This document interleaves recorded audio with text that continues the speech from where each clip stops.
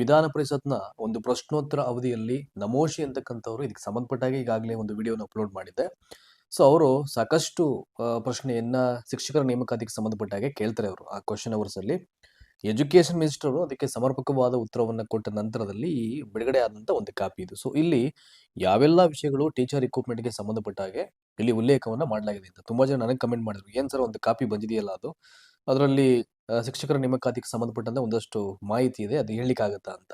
ನೋಡಿ, ಇಲ್ಲಿ ಪ್ರಾಥಮಿಕ ಮತ್ತು ಪ್ರೌಢ ವಿಭಾಗ ಎರಡೂ ಸೆಕ್ಷನ್ ಅಲ್ಲೂ ಕೂಡ ಸಾಕಷ್ಟು ಟೀಚರ್ ರಿಕ್ರೂಟ್ಮೆಂಟ್ ಇಲ್ಲಿ ಕನ್ಫರ್ಮ್ ಮಾಡಬೇಕಾಗಿರುವಂತದ್ದು. ಇಲ್ಲಿ ನೋಡಿ, ಇಲ್ಲಿ ಫಸ್ಟ್ ಒನ್ ಸರ್ಕಾರ ಸರ್ಕಾರಿ ಪ್ರೌಢಶಾಲಾ ಸಹ ಶಿಕ್ಷಕರ ವೃಂದದಿಂದ ಗ್ರೂಪ್ ಬಿ ಮುಖ್ಯ ಶಿಕ್ಷಕರ ಹುದ್ದೆಗೆ ಮುಂಬಡ್ತಿ ನೀಡುವ ಬಗ್ಗೆ ಅಂತ, ಅಂದ್ರೆ ಏನೆಲ್ಲ ಆಯ್ತು ಅಂತ ಅದಕ್ಕೆ ಸಂಬಂಧಪಟ್ಟಂತ ವಿವರಗಳನ್ನ ಈ ಒಂದು ಕಾಪಿಯಲ್ಲಿ ಕೊಟ್ಟಿದ್ದಾರೆ ಅಂತ ಅವರು.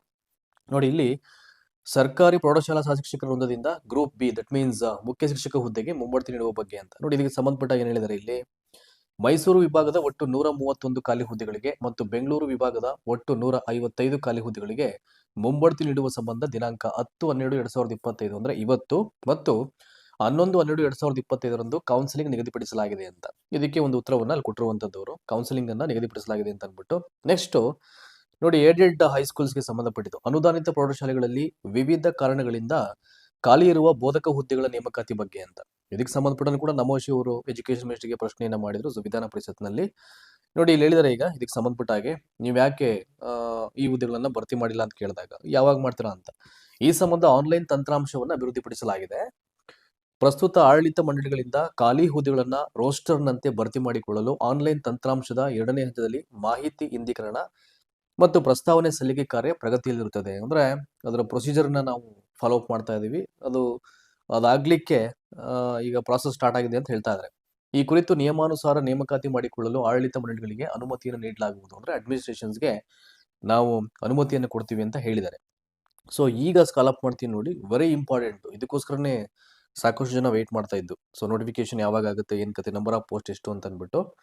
ಸರ್ಕಾರಿ ಶಿಕ್ಷಕರ ನೇಮಕಾತಿ ಕುರಿತು ಅಂತ ಪ್ರಾಥಮಿಕ ಮತ್ತು ಪ್ರೌಢಶಾಲಾ ಶಿಕ್ಷಕರ ನೇಮಕಾತಿ ಸಂಬಂಧ ನೋಡಿ, ಇಲ್ಲಿ ದಿನಾಂಕ 7-12-2025 ಕ್ಲಿಯರ್ ಕಟ್ ಆಗಿ ಹೇಳಿದ್ದಾರೆ. ನೋಡಿ, 7ನೇ ತಾರೀಕಿನ ಕಂಡಕ್ಟ್ ಆಗಿದ್ದು ಟಿಇಟಿ ಎಕ್ಸಾಮಿನೇಷನ್. ದಿನಾಂಕ 7-12-2025 ಶಿಕ್ಷಕರ ಅರ್ಹತಾ ಪರೀಕ್ಷೆ ನಡೆಸಲಾಗಿದ್ದು, ಮುಂದಿನ ದಿನಗಳಲ್ಲಿ ಸಿಇಟಿ ಪರೀಕ್ಷೆಯನ್ನು ನಡೆಸಿ 5267 ಕಲ್ಯಾಣ ಕರ್ನಾಟಕ ಮತ್ತು ಕಲ್ಯಾಣ ಕರ್ನಾಟಕ ಹೊರತುಪಡಿಸಿ 5000 ಶಿಕ್ಷಕರ ನೇಮಕಾತಿ ಪ್ರಕ್ರಿಯೆಯನ್ನು ಕೈಗೊಳ್ಳಲಾಗುವುದು. ನೋಡಿ, ಇಲ್ಲೇ ಕೌಂಟ್ ಮಾಡ್ಕೊಳ್ಳಿ, ಸುಮ್ಮನೆ ನಿಮಗೆ ಜಸ್ಟ್ ಒಂದು ಫಿಗರ್ ಗೊತ್ತಾಗ್ಬಿಡುತ್ತೆ. 5267 ಬಂದು ಸೊ HK ಡಿವಿಷನ್, 5000 ಬಂದು ದಟ್ ಈಸ್ ನಾನ್ HK, ಎಷ್ಟಾಗುತ್ತೆ? ಸೊ 10,267 ಹುದ್ದೆಗಳಾಗುತ್ತೆ. ಅದರಲ್ಲಿ ಏಡೆಡ್ ಎಷ್ಟು ಮಾಡ್ತಾರೆ ನೋಡ್ಕೊಳ್ಬೇಕು. ಸೊ ಮೇ ಬಿ ಅವರು 18,000 ಅಂತ ಹೇಳ್ತಾ ಇದ್ರು. ಇಲ್ಲಿ ನೀವು ಫಿಗರ್ ನೋಡ್ಬಿಟ್ಟಾಗ 18,000 ತಲುಪುತ್ತಾ ಅಂತ, ಸೊ ಅದು ನಿಮ್ಗೆ ಈಸಿಯಾಗಿ ಗೊತ್ತಾಗಲ್ಲ. ಅದು ಅಫಿಷಿಯಲ್ ನೋಟಿಫಿಕೇಶನ್ ಆದಾಗ ಮಾತ್ರ ಸೊ ಒಂದು ಆಕ್ಯುರೇಟ್ ಆದಂತ ಈ ನಂಬರ್ ಆಫ್ ಪೋಸ್ಟ್ ಎಷ್ಟು ಅಂತ ಗೊತ್ತಾಗೋದು ನೋಟಿಫಿಕೇಶನ್ ಆದಾಗ. ಸೊ ಅಲ್ಲಿ ತನಕ ಬ್ಲೈಂಡ್ ಆಗಿ ಯಾರು ಏನ್ ಬೇಕಾದ್ರೂ ಹೇಳ್ಕೊಳ್ಬಹುದು. ಅದು ಐ ಥಿಂಕ್ ವಾಸ್ತವಕ್ಕೆ ಹತ್ರ ಆಗದಿರತಕ್ಕಂಥ ಫಿಗರ್ ಅವೆಲ್ಲವೂ ಕೂಡ. ನೋಡಿ, ಇಲ್ಲಿ ಸೊ HKಗೆ 5267, ಇದಕ್ಕೆ ಸಂಬಂಧಪಟ್ಟಂತ ಆದೇಶವನ್ನ ಮುಂಚೆನೆ ಬಿಟ್ಟಿದ್ರು. ಇನ್ನು ನಾನ್ HKಗೆ 5000 ಮಾಡ್ತೀವಿ ಅಂತ ಹೇಳಿದ್ದಾರೆ. ಸೊ ಇಲ್ಲಿ 5000 ಪೋಸ್ಟ್ ಅಲ್ಲಿ ಮತ್ತೆ ಕ್ಲಾಸಿಫಿಕೇಶನ್ ಮಾಡಬಹುದು, ಯಾವ್ಯಾವ್ದಕ್ಕೆ ಎಷ್ಟೆಷ್ಟು ಏನ್ ಕತೆ ಅಂತ, ಅಲ್ಲಿ ಯಾವ್ಯಾವ್ದು ಮಾಡ್ತಾರೆ ಅಂತ ಅವೆಲ್ಲವೂ ನೋಟಿಫಿಕೇಶನ್ ಬಂದ ನಂತರದಲ್ಲೇ ಸೊ ಗೊತ್ತಾಗುತ್ತೆ. ಇದೊಂದು ನಿಮ್ ಗಮನಕ್ಕಿರ್ಲಿ ಅಂತ.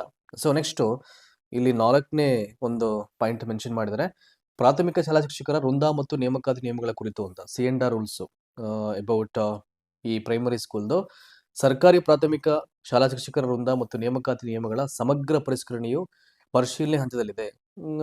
ಮೇ ಬಿ ಈಗ ಫ್ರೆಶ್ ನೋಟಿಫಿಕೇಶನ್ ಏನಾದರೂ ಚೇಂಜಸ್ ಆಗ್ಬೋದು ಅನ್ಸುತ್ತೆ. C&R ರೂಲು PhD ಶಿಕ್ಷಕರಿಗೆ 6 ಮತ್ತು 7ನೇ ತರಗತಿಗಳಿಗೆ ಪಾಠ ಮಾಡಲಿಕ್ಕೆ ಅವಕಾಶವನ್ನು ಮಾಡಿಕೊಡ್ಲಿಕ್ಕೆ ಹಾಗೂ ಸದರಿಯವರಿಗೆ TETಯಿಂದ ವಿನಾಯಿತಿ ನೀಡಲು ಸಚಿವ ಸಂಪುಟ ಒಪ್ಪಿಗೆಯನ್ನು ನೀಡಿದೆ. ಇದಕ್ಕೆ ಸಂಬಂಧಪಟ್ಟಾಗ ಈಗಾಗಲೇ ಅದೇನೋ ಒಂದು ಕಾಪಿ ಬಿಡುಗಡೆ ಆಗಿತ್ತು, ಅದನ್ನ ಶೇರ್ ಮಾಡಿದ್ವಿ, ವಿಡಿಯೋ ಕೂಡ ಮಾಡಿದೀವಿ ನಾವು.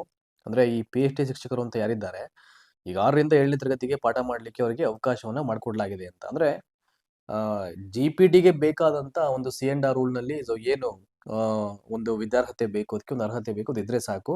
TET ಇವರು ಮಾಡಬೇಕು ಅಂತದ್ದು ಏನೂ ಇಲ್ಲ ಅಂತಕ್ಕಂಥದ್ದು ಒಂದು ವಿಚಾರ ಬಂದಿತ್ತು. ಅದನ್ನ ಈಗಾಗಲೇ ನಿಮ್ಗೆ ಹೇಳಿದ್ದೀನಿ.